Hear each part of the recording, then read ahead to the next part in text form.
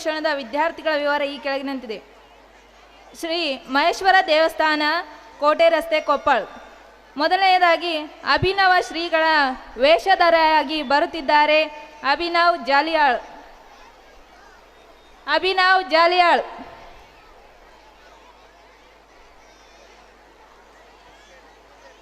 ಅಭಿನವ್ ಜಾಲಿಯಾಳ್. ಭಾರತ ಮಾತೆಯ ವೇಷಧಾರಿಯಾಗಿ ಬರುತ್ತಿದ್ದಾರೆ ಸೃಜನಾ ಚಿತ್ರಗಾರ್. ವೀರರಾಣಿ ಕಿತ್ತೂರಾಣಿ ಚೆನ್ನಮ್ಮಳ ವೇಷಧಾರಿಯಾಗಿ ಬರುತ್ತಿದ್ದಾರೆ ಪ್ರಿಯದರ್ಶಿನಿ ವಸ್ತ್ರದ್. ಶ್ರೀಕೃಷ್ಣನ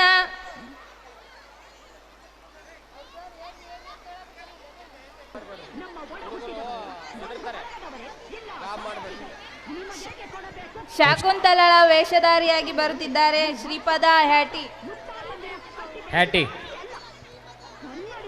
ಪದ ಹ್ಯಾಟಿ.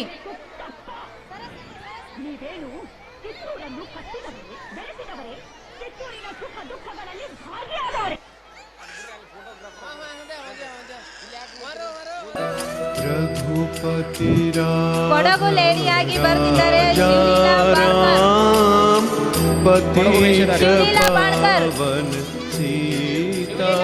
ಮಿಸ್ ಇಂಡಿಯಾ ವೇಷಧಾರಿಯಾಗಿ ಬರುತ್ತಿದ್ದಾರೆ ಆಯಿಷಾ ಸಿದ್ದಿಕ್. ಎಲ್ಲರೂ ಜೋರಾಗಿ ಚಪ್ಪಾಳೆ ತಟ್ಟುವುದರ ಮೂಲಕ ಮಕ್ಕಳಿಗೆ ಪ್ರೋತ್ಸಾಹಿಸಬೇಕು. ಕೊರವಂಜಿ ವೇಷಧಾರಿಯಾಗಿ ಬರುತ್ತಿದ್ದಾರೆ ಸರಸ್ವತಿ ಬಾಣ್ಕರ್.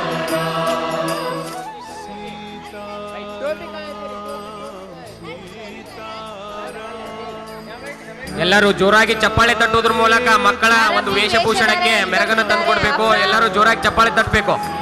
ಬೋದ್ನಾಳ್, ಅಸ್ರಾ ಬೋದ್ನಾಳ್.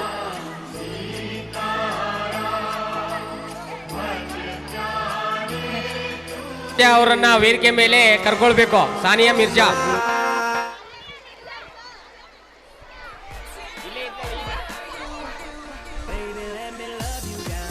ಪೊಲೀಸ್ ವೇಷಧಾರಿಯಾಗಿ ಬರುತ್ತಿದ್ದಾರೆ ಎಂಡಿ ಅಬು ಸಾಲಿಕ್.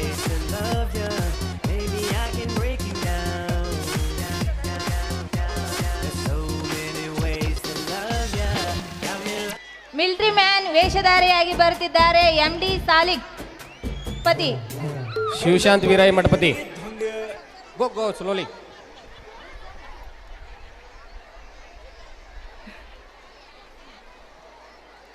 ಮೀರಾ ಅವರ ವೇಷಧಾರಿಯಾಗಿ ಬರುತ್ತಿದ್ದಾರೆ ವೈಷ್ಣವಿ ಬಸಾಪುರ್.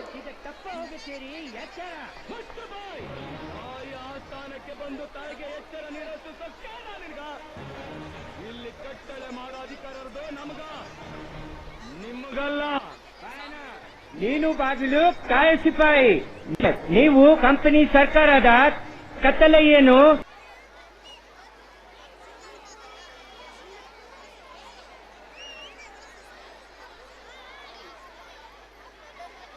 ಏ ಮಿಸ್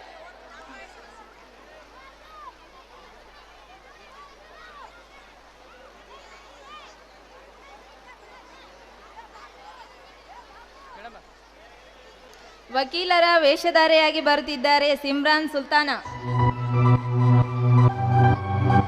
ಸಿಮ್ರಾನ್ ಸುಲ್ತಾನ.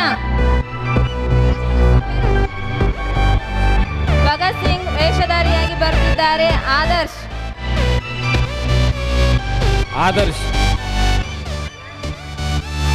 ಬರಬೇಕು. ಎಲ್ಲರೂ ಜೋರಾಗಿ ಚಪ್ಪಾಳೆ ತಟ್ಟುವುದರ ಮೂಲಕ ಮಕ್ಕಳ ಒಂದು ಕಲೆಯನ್ನ ಪ್ರೋತ್ಸಾಹಿಸಬೇಕು. ಜೋರಾಗಿ ಚಪ್ಪಾಳೆ ತಟ್ಟಬೇಕು. ವೇದಿಕೆ ಎಡಭಾಗದಲ್ಲಿರ್ತಕ್ಕಂಥ ಎಲ್ಲಾ ಪಾಲಕರು ಹೊರಗಡೆ ಬರಬೇಕು. ವೇದಿಕೆ ಎಡಭಾಗದಲ್ಲಿರ್ತಕ್ಕಂಥ ಎಲ್ಲಾ ಪಾಲಕರು ಹೊರಗಡೆ ಬರಬೇಕು.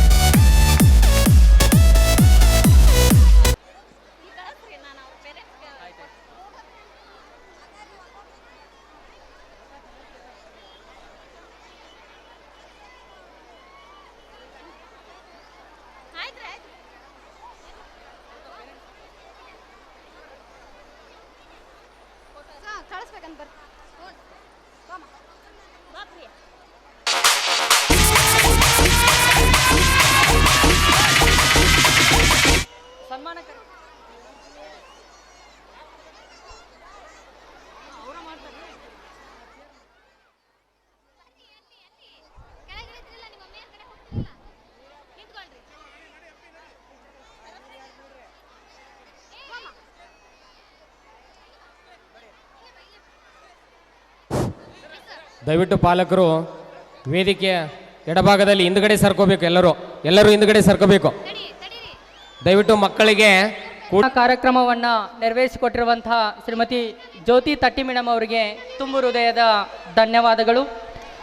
ಎಲ್ಲರಿಗೂ ಅಕ್ಷರ ದಾಸೋಹಿ ತುಮಕೂರು ಸಿದ್ಧಗಂಗಾ ಶ್ರೀಗಳು, ಎಲ್ಲರಿಗೂ ಸಂಗೀತ ದಾಸೋಹಿ ಗದಗಿನ ಪುಟ್ಟರಾಜ ಗವಾಯಿಗಳು, ಎಲ್ಲರಿಗೂ ಅನ್ನ ದಾಸೋಹಿ ಕೊಪ್ಪಳದ ಗವಿಸಿದ್ದೇಶ್ವರ ಮಹಾಸ್ವಾಮಿಗಳು, ಎಲ್ಲರಿಗೂ ಸ್ಫೂರ್ತಿ ದಾಸೋಹಿ ನಮ್ಮ ಬಿಸರಳ್ಳಿ ಶರಣಬಸವರಾಜ್ ಗುರುಗಳು ಅಂತ ಮಹಾನ್ ಸಾಧಕರಿಗೆ, ಸ್ವಾತಂತ್ರ್ಯ ಹೋರಾಟಗಾರರಿಗೆ ಸನ್ಮಾನ ಕಾರ್ಯಕ್ರಮ.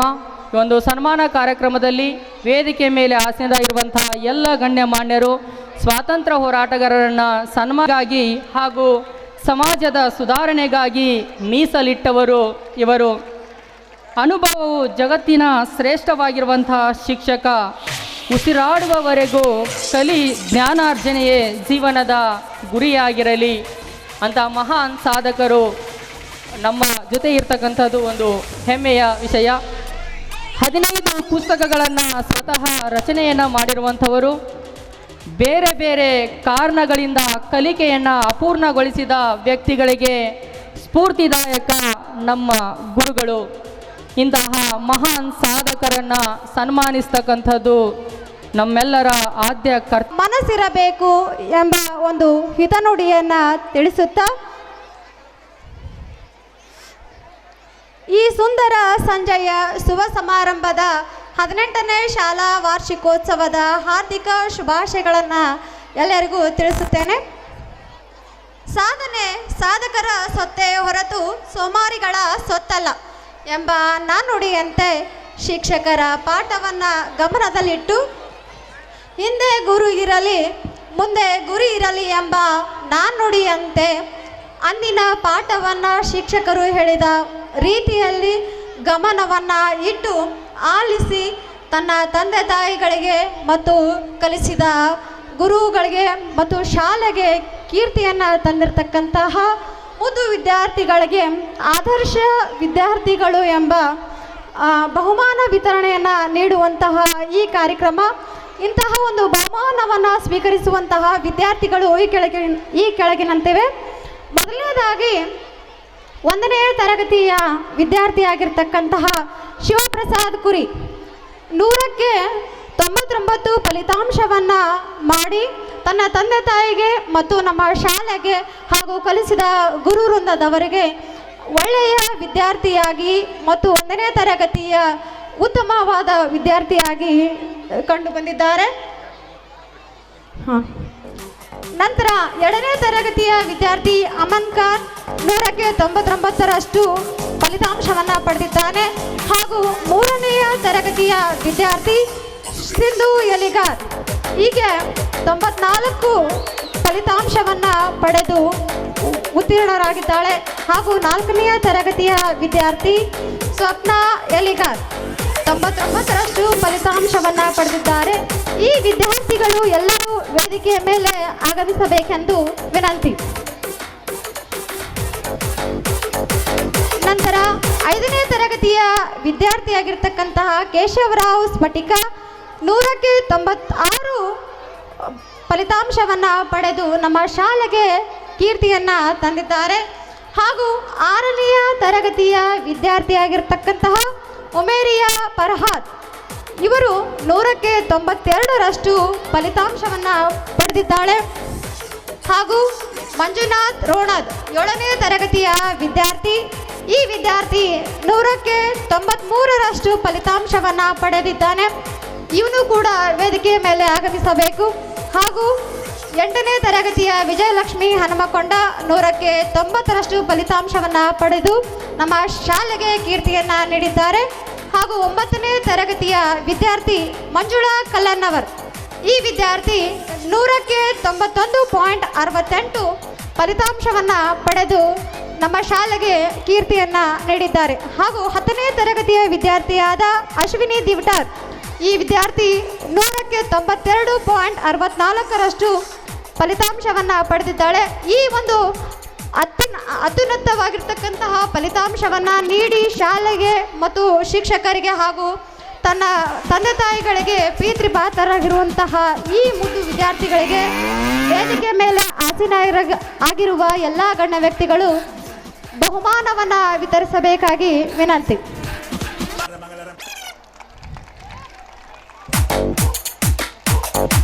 ಬಹುಮಾನವನ್ನು ಸ್ವೀಕರಿಸುವಂತಹ ವಿದ್ಯಾರ್ಥಿಗಳಿಗೆ ಚಪ್ಪಾಳೆಯ ಮೂಲಕ ಎಲ್ಲ ಪಾಲಕರು ಪ್ರೋತ್ಸಾಹಿಸಬೇಕೆಂದು ಕೇಳಿಕೊಳ್ಳುತ್ತೇನೆ.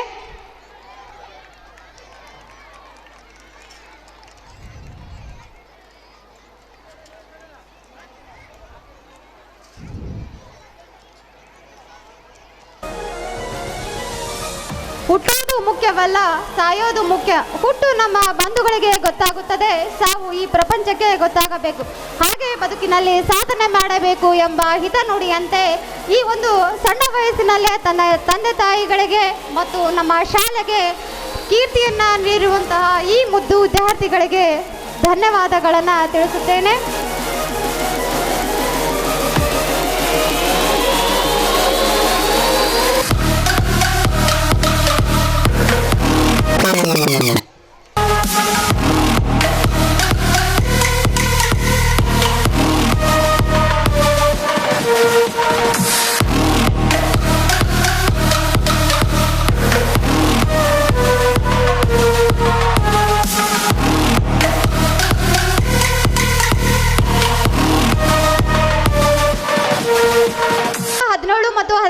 ಸಾಲಿನ SSLC ಪರೀಕ್ಷೆಯಲ್ಲಿ ಅತಿ ಹೆಚ್ಚು ಅಂಕವನ್ನು ಗಳಿಸಿ ನಮ್ಮ ಶಾಲೆಗೆ ಕೀರ್ತಿ ಪತಾಕೆಯನ್ನು ಹಾರಿಸಿರುವಂತಹ ಈ ಮುದ್ದು ವಿದ್ಯಾರ್ಥಿ MD ನವಾಜ್.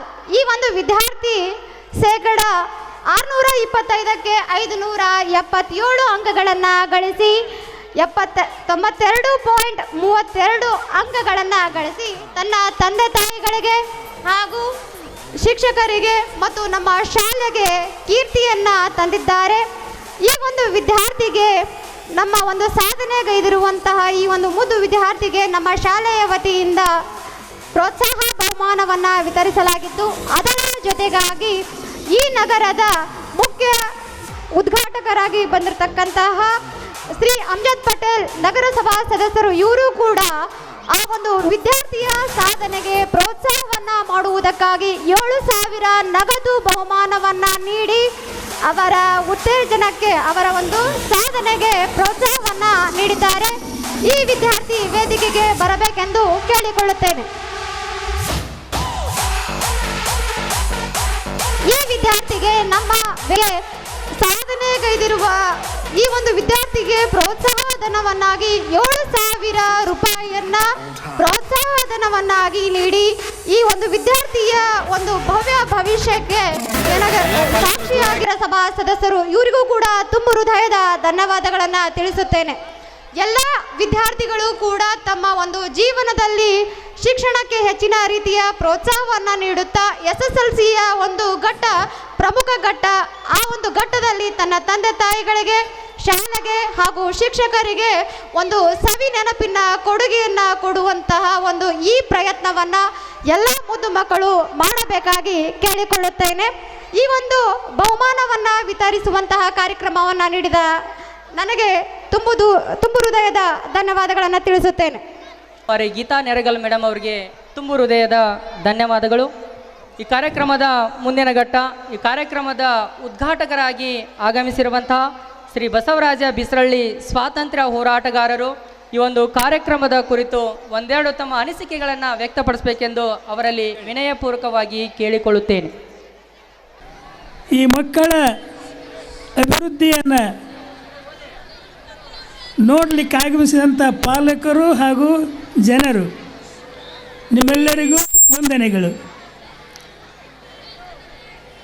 ಮಾನ್ಯ ಬಸವರಾಜ್ ತಾಲೂಕಾ ದೈಹಿಕ ಶಿಕ್ಷಣಾಧಿಕಾರಿಗಳು,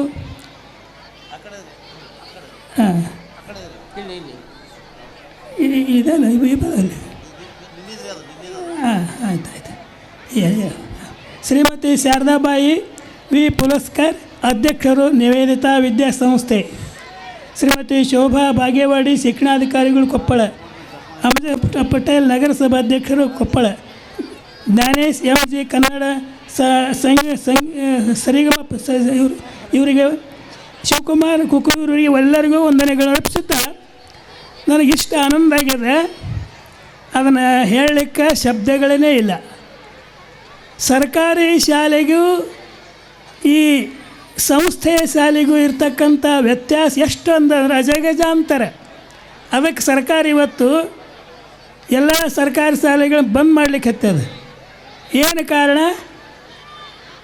ಕಾರಣ ಅಲ್ಲೇ ಈ ಸಂಸ್ಥೆ ನಡೆಸ್ತಕ್ಕಂಥ ಅಭಿವೃದ್ಧಿ ಚಟುವಟಿಕೆ ಶಿಕ್ಷಣ ಇವೆಲ್ಲವನ್ನು ನೋಡಿ ಪಾಲಕರು ಇಲ್ಲಿ ಬಂದು ಹಚ್ತಾರೆ. ಇವತ್ತು ನೋಡಿದೆ ನಾವು ಎಷ್ಟು ಶಿಕ್ಷಕರು.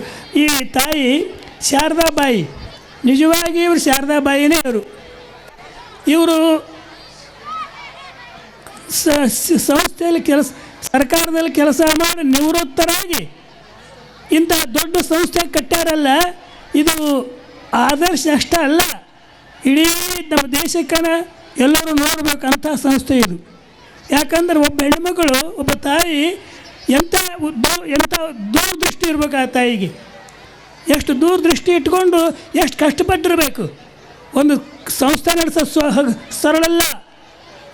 35 ಜನ ಶಿಕ್ಷಕರಿಗೆ ಒಂದು ಮಹೇಶ್ವರ ಗುಡಿಯೊಳಗೆ ಪ್ರಾರಂಭ ಆದಂಥ ಶಾಲೆ ಇವತ್ತು ಇಷ್ಟೆಲ್ಲ ದೊಡ್ಡ ಸಂಸ್ಥೆಯಾಗಿ ಪ್ರಾಥಮಿಕ ಶಾಲೆ, ಹೈಸ್ಕೂಲ್ ವಿದ್ಯಾರ್ಥಿಗಳಿಗೆ ಎಲ್ಲ ಚಟುವಟಿಕೆಗಳು, ಬರೀ ಪಠ್ಯ ಪುಸ್ತಕ ಅಷ್ಟೇ ಅಲ್ಲ, ಇತರ ಚಟುವಟಿಕೆಗಳು ಕೂಡ ನೋಡಿದ್ವಲ್ಲ ನಾವೀಗ. ಎಲ್ಲಾದ್ರ ರಂಗದೊಳಗೂ ಬಹುಮಾನ ಪಡೆದಂಥ ವಿದ್ಯಾರ್ಥಿಗಳು ಈ ಶಾಲೆ ಕಾಣ್ತೀವಿ ನಾವು. ಸರ್ಕಾರಿ ಶಾಲೆ ಕಾಣೋದಿಲ್ಲ. ಯಾಕೆ ಕಾಣೋದಿಲ್ಲ? ಅದು ನಾನು ಸರ್ಕಾರಿ ಶಾಲೆ ಶಿಕ್ಷಕನಾಗಿ 39 ವರ್ಷ ಕೆಲಸ ಮಾಡಿದ್ದೀನಿ. ಆ ಕಾಲದಾಗ ಈ ಕಾಲದಾಗ ಹಂಗಿಲ್ಲ. ಆ ಕಾಲದಾಗ ಅರಿತಿತ್ತು. ನನ್ನ ನಿಜಾಮ್ ಸರ್ಕಾರ ಖಾಸಗಿ ಶಾಲೆಗೆ ಹಾಕಿಕೊಡ್ಲಿಲ್ಲ. ಈ ಸಂಸ್ಥೆ ಹೈದರಾಬಾದ್ ಸ್ಟೇಟ್ನೊಳಗೆ ಯಾವ ಖಾಸಗಿ ಶಾಲೆ ಇರಲಿಲ್ಲ. ಸ್ವಾತಂತ್ರ್ಯ ಬಂದ ಏನದಲ್ಲ, ಬೇರೆ ಕೇಳಿ ಸೊಸೈಟಿ ಅವು ಇವು ಎಲ್ಲವೂ ಪ್ರಾರಂಭ ಆದವು. ಹೀಗಾಗಿ ಶಾರದಾ ತಾಯಿ ನಾವು ಭಾಳ ವರ್ಣನೆ ಮಾಡಬೇಕು, ಭಾಳ ಕೊಂಡಾಡಬೇಕು, ಭಾಳ ಸ್ಮರಿಸ್ಬೇಕು. ಆ ತಾಯಿ ಮೂರ್ತಿ ಮಾಡಿ ಶಾಲೆ ಮುಂದೆ ಇಡಬೇಕು. ಯಾಕಂದರೆ ಒಬ್ಬ ಹೆಣ್ಮಗಳು, ಒಬ್ಬ ತಾಯಿ ಎಷ್ಟೊಂದು ಎಲ್ಲ ಕಟ್ಟಿಕೊಂಡು ಎಲ್ಲ ಮಾಡಿಕೊಂಡು ಬಡತನ ಸೋಸಿ ಕಷ್ಟಗಳನ್ನು ಎದುರಿಸಿ ಪ್ರೈಮರಿ ಸ್ಕೂಲ್ನಿಂದ ಹೈಸ್ಕೂಲ್ವರೆಗೂ 35 ಶಿಕ್ಷಕರ ವೇತನ ಕೊಡ್ತಾರಂದ್ರೆ ಸಣ್ಣ ವಿಷಯ ಅಲ್ಲ. ಇಷ್ಟೆಲ್ಲ ವಿದ್ಯಾರ್ಥಿಗಳನ್ನು ಇಷ್ಟೆಲ್ಲ ಸಂಭ್ರಮವನ್ನು ಮಾಡ್ತಾರಲ್ಲ, ಆ ತಾಯಿ ಎಂಥ ಶಕ್ತಿ ಅಡಗಿರಬೇಕು. ಅದಕ್ಕಾಗಿ ನಿಜವಾದ ಶಾರದೇನೆ, ಸರಸ್ವತಿನೇ ಆ ತಾಯಿ. ಅದಕ್ಕೆ ಏನದ ಈ ಸಂಸ್ಥೆ ಭಾಳ ಆದರ್ಶವಾಗಿದೆ. ಈ ಸಂಸ್ಥೆಯಲ್ಲಿ ಓದ್ತಕ್ಕಂಥ ಮಕ್ಕಳು ಕೂಡ ಎಲ್ಲ ರಂಗದಾಗ, ಬರೀ ಧಾರ್ಮಿಕ ಅಲ್ಲ, ವ್ಯವಹಾರಿಕ ಅಲ್ಲ, ಸಾಹಿತ್ಯ ಅಲ್ಲ, ರಾಜಕೀಯ ಎಲ್ಲ ರಂಗದೊಳಗೂ ಬರಬೇಕು ಮಕ್ಕಳು. ಯಾಕಂದರೆ ಒಂದು ಮಾತು ಹೇಳ್ತೀನಿ ನಾನು, ನಮ್ಮ ಜಿಲ್ಲೆಗೆ ದೇಶಿಯಾಗಿ ಹೊರಗಿನವರೇ ಬರ್ತಾರೆ. ಆಂಧ್ರದವರು, ತಮಿಳದವರು, ಗುಜರಾತ್ ಇಲ್ಲಿಯವರು ಬರ್ತಾರೆ. ಆದರೆ ನಮ್ಮ ತಾಯಿಗೆ ಶಾರದಾವರಿಗೆ ಒಂದು ನಾನು ಕಿವಿ ಮಾತು ಹೇಳ್ತೀನಿ ಅಂದರೆ, ಎಲ್ಲ ಹುಡುಗಿಯರಿಗೂ IAS ಆಗಬೇಕು ಅಂತ ಹೇಳಬೇಕು. ನೀವು IAS ಆಗಬೇಕು, KPS ಆಗಬೇಕು. ಎಲ್ಲ ಶಿಕ್ಷಣ ಸಂಸ್ಥೆಗಿಂತ ಬರೀ ಟೀಚರ್ ಆಗೋದು, ಡಾಕ್ಟರ್ ಆಗೋದು, ಕ್ಲಾರ್ಕ್ ಆಗೋದು ಬೇಡ. IAS ಆಗಬೇಕು, KPS ಆಗಬೇಕು. IAS ಆದರೆ ಇಡೀ ಜಿಲ್ಲೆಯ ಅಧಿಕಾರ ಕೈಯಾಗಿರ್ತದೆ. ನೋಡಿದ್ರಲ್ಲಿ ನೀವು ನಮ್ಮ ಹಿಂದೆ 2-3 DC ಅವ್ರು ಹೊರಗಿನವರು ಬಂದಾರಲ್ಲ.